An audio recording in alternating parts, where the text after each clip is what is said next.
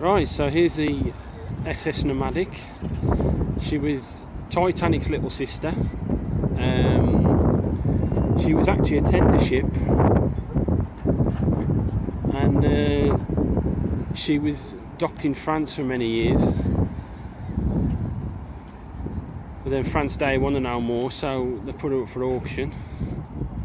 And the Belfast Northern Ireland government bought her and then had her fully restored. And she is absolutely gorgeous. She was one of two ships. What was that other ship called? Yeah, I can't bloody remember. The sister was sunk in World War II. Or was it World War II or World War One? Because it was a troop ship. The one thing that modellers like me, controversy is the funnel. We call that White Star buff. It's not yellow and it ain't orange. Some say it's peach. I've actually read on some modelling websites where they mix 50 drops of one colour, 10 drops of another, 5 for another to get it through an airbrush. I use buff from Humbrol, and it's not an exact match, but it's fairly bloody close. What? Yeah. And there's a White Star flag in the distance. Reminds me of Raise the Titanic. If you've seen Raise the Titanic, when they actually raise the ship, even though it was split in two, but it was released 5 years before Robert Ballard discovered it. Dirk Pitt gets Alex Guinness's character, gets the flag off him, and he says, if you ever do bring her up, can you put the flag on the mast pole where it belongs? That sort of reminds me of that. And there's a Nomadic nameplate. There's a White Star flag waving in the wind. This is the Hamilton dock, and it is really deep. And I'm going to the Thompson Dry Dock on Thursday, but this thing is huge. You can see how deep it is. Absolutely gorgeous. This is the last White Star ship to survive in the world, and I'm going aboard her tomorrow. Can't wait. Right, so we're on the corner of Queen's Road and Titanic Belfast Road, I believe it's called. And I don't know if those three prongs of the museum, you got Olympic, Titanic and Britannic. I assume that's what they represent, the three sisters. But I don't know. That's how high the hull was. Titanic was massive, but I don't know if that's the hull out of the water or with the water. I mean, it may be halfway up it would have been water, I don't know. I'm going to ask the guide that when we go on the tour in about, what, half hour? But that's how tall the hull was, and you can imagine Leonardo DiCaprio, I'm the king of the world. That's fucking tall. It's got to be, what, I don't know, 150, maybe 200 foot high. Jesus. Just can't believe how tall the hull is. Wow. I'm going to have a photo next to that Titanic sign in a minute. Titanic Studios in the background. That's where some of Game of Thrones was filmed. But I'm standing across the road. I'm not even underneath it, and I just can't believe the sheer size of the hull. That's how high the hull was. 1-to-1 scale. This is just like, wow. Oh dear, I just can't believe how, I'm just in awe of how big she is. Damn. Right, I'm standing on the bottom floor of the inside of Titanic. If you look over there, that's where you go in for the Titanic Experience. Unfortunately, because of the artefacts that were recovered from the surface, they don't have wreck stuff that's recovered from the wreck because of ethnic policy, but they've got like artefacts recovered from the surface and donated from private collections. Unfortunately, I couldn't take any photos in there, but people were blatantly, you know, not observing the rules because the flash photography could damage the artefacts that were recovered. I actually saw genuine artefacts from the surface. I saw watches. I saw one of the violins from the band. I actually saw a proper genuine life vest, which was only 6 in the world remaining. But this thing is huge. So you go in there and then you come out the other side, and that was about half an hour, 45 minutes. But people were just blatantly breaking the rules by taking photos of the genuine artefacts. But this thing is tall, look at that. Actually, I can zoom in on that, just a picture of that. Titanic 401, Olympic 402.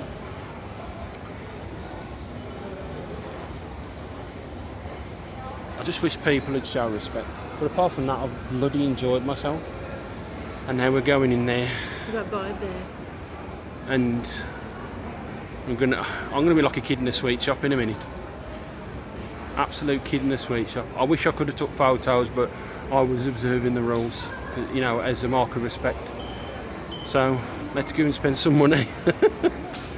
Right, just an update on how big the walls are on the outside of the Titanic. It's actually 4 prongs, not 3. The height is from keel to deck, according to the Ariane. I think it was Ariane, our tour guide, lovely woman. So you can just imagine if that's keel to deck. Don't forget you've got all the superstructure, you've got the funnels, you've got everything else. So you can just imagine how huge this thing is. Also, on the inside, I said ethnic. It's actually ethical. It's their ethical policy not to have any wreck artefacts. So, because you might have read that they tried Titanic Belfast and the Northern Irish, some kind of Northern Irish tourist board and Ballard tried to purchase the rights to the artefact collection, but they come up a couple of million short. She did confirm it in the museum, our tour guide. It's just a shame that none of the artefacts recovered could be in there, because that's where they belong. But anyway, like I said, ethical, and that's how it all is. Standing in a bit of history, I'm in the bells of Nomadic. I mean, you can see the hull with the rivets.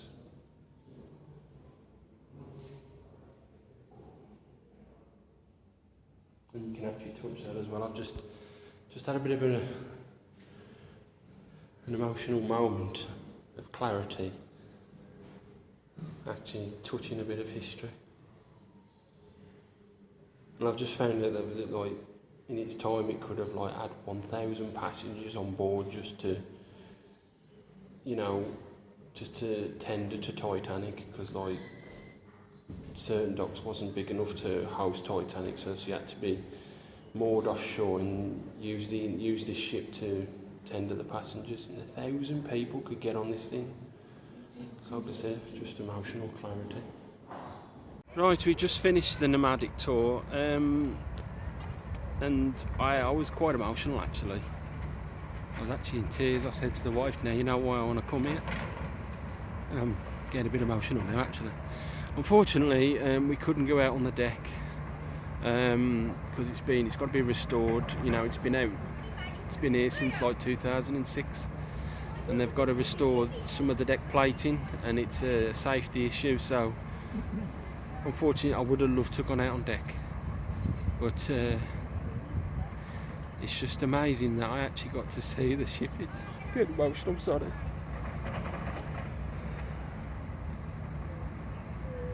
I've been into Titanic since I was 14 and I'm 47 now. But to walk on a bit of history, you know, there's the argument of the Americans owning the artefact collection, and I've got nothing against my American friends and my American subscribers, but you know, the argument on the RMS Titanic official Facebook page is it's American owned, the wreck's American owned, the collection's American owned, so we have the right to have it. you're never going to get your hands on Nomadic. She's here to stay. And I've always said, and I don't want to cause an argument between anybody, but all the artefacts should be here at Belfast, where the Titanic was born. So I just hope that happens one day. The big piece will end up in the museum, and all the artefacts will be back where they belong. I'm sorry for my emotion, but it's been such a journey this has so far. So with that being said, I've got the Thompson Dry Dock tour tomorrow, and I'm just going to be in awe of how big Titanic was, because she was 882 foot long, and the dock's going to be absolutely massive. Thank you. Right, we're standing in the Slipways. Titanic Olympics over there. And this is where the arrow gantry, the big massive gantries, would have gone all the way from up here. Because that little beam, that represents how long the gantries were, and it goes all the way down there. I'm hoping you can hear it because it's like really windy and it's starting to rain. One of the interesting features here, you've got all the original tracks for the carts, for all the materials, and the little trains they would have used to transport supplies as well. That's all original. All this is original. And then you've got I don't know how well the camera's picking it up, but you've got like a glass memorial. It says here, in memory of the men, women and children who lost their lives during the sinking of Titanic. It's quite well actually, it's picking up quite well. By a high star of our course is set out and his life put out to sea. And you've got all the names of passengers. Like I said, I don't know how well this is picking this up. So this would have been like first and second class passengers that lost their lives on that tragic night.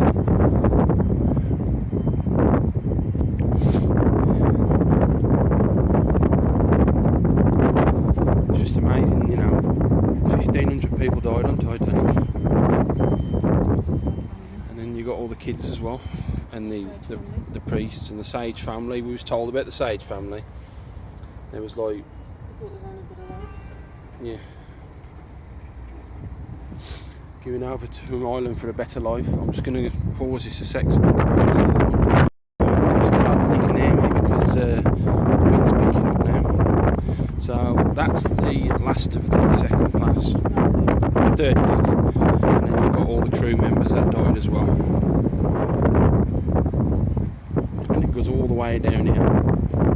So you've got stokers, you've got bridge crew, you've got maids and servants. There's William Murdoch, one of the officers. And then finally, you've got in memoriam of the 8 men who died during construction and launch of Titanic. And some of them were kids as well. You could get an apprenticeship at 9 years old. And the tour guide did say they're still trying to find out the other 3 unknowns, and when they do find out their names and their history, they're going to add them to this plaque.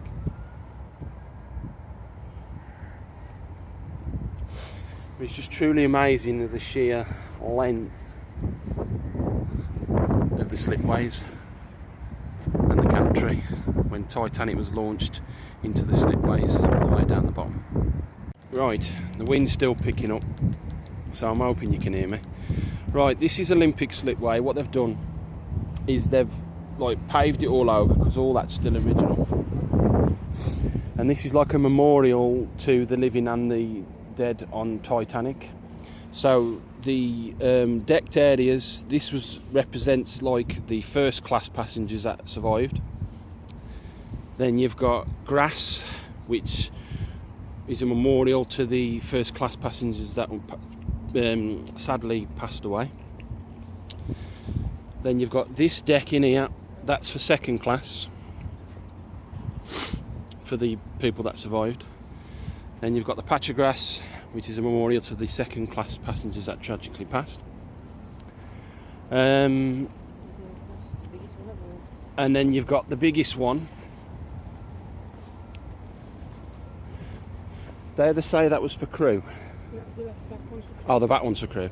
So this is for third class, because don't forget the trade was that even though Harland and Wolff, White Star catered for first and second class passengers, their main trade was third class passengers steerage for all the migrants that wanted to go and make a new life in America. So there's your wooden part for the people that survived. And you can see in size compared to the first and second class, sorry, the second and third class, most of the people that passed away were third class because a lot of them couldn't get up to the main deck. They was all kept locked up as it was like dramatised in James Cameron's film. And then last but not least, you've got the rear of where Titanic, the stern. So you've got that decked area. This is for crew. So like I said, you've got your porters, you've got your waiters, your cooks, your waitresses. You've got the female porters as well. So that represents the ones that survived. And then the bow here, where the rear of Titanic and rear of Titanic was over there, rear of Olympic was here. This is for all the crew members that sadly perished that night. It's just amazing how they've, it's all due to Cameron basically, James Cameron, because like I've been into Titanic since I was 14, which was like 89. So, but Titanic was still in the history books, but she ain't as popular as today because of Cameron. If he hadn't have brought Titanic 97 out, Titanic wouldn't be as famous to everybody, including the younger generation these days. He wouldn't be as popular. So this is at the bottom of the slipway. Absolutely amazing. And if I pan the camera back round, we was up there a couple of minutes ago. So this is the length and breadth of Titanic and Olympic. Absolutely tremendous and amazing. Right, I hope I'm not boring you to death. One last fact about the slipways.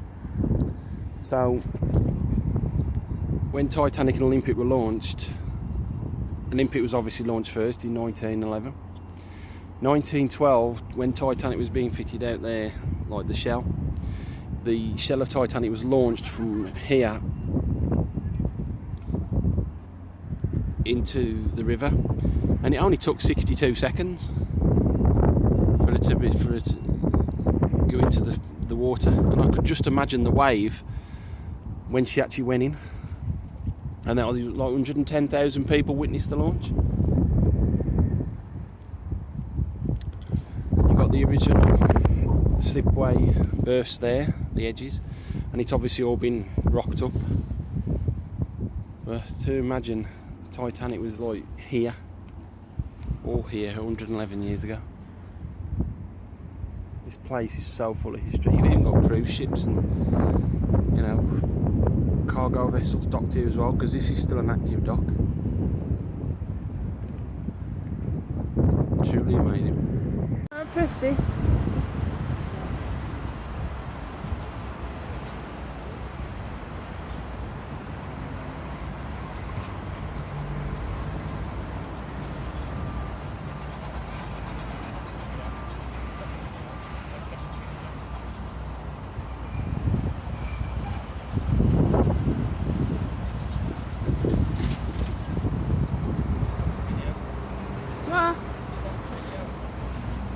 Still on video?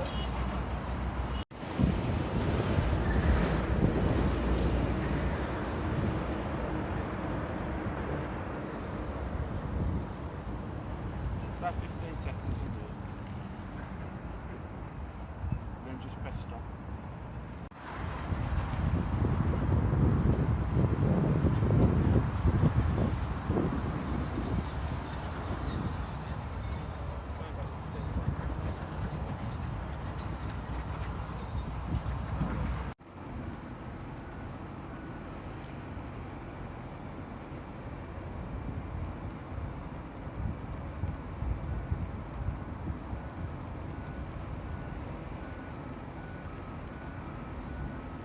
Sun.